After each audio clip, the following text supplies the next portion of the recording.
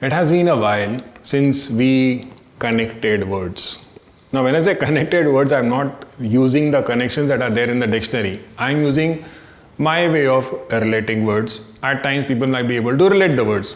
At times, you might just look at it, this is a silly way of connecting words. Anyways, I want to do that because the first word is actually a lot more common. The second, not so common, but the second is an important word. The first word today is infest, not infect, infest.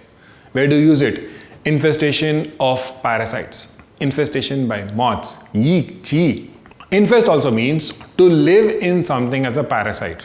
Now, if, again, in both the cases it is negative only. So, you can have a country infested with illegal immigrants or people who can cause trouble, or you can have, as I said, food or a plant infested with a parasite. Whatever the case, what do these things do? They basically slow you down. They basically are hostile to you. So anything that infests, because it is hostile, will not like to function properly.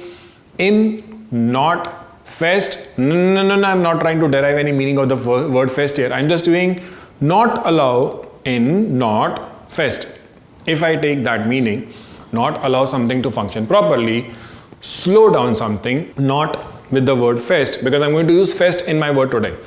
Not allow something to work properly, I remove in. Fest should have meant work properly, work quickly, work at a normal pace. My word today, festinate. Let me remind you, this is not the origin of the word. This is how I remember the word. Festinate, infest, not allowed to work quickly, not allowed to work properly. Festinate, hurry, hasten, do something quickly. Yes, hasten can be used in a negative sense also when somebody tries to rush something and eventually makes a mess out of it. But here, let me use it in a positive context only. Festinate is to hurry up, to accelerate, to expedite, to finish something quickly, or to speed up something.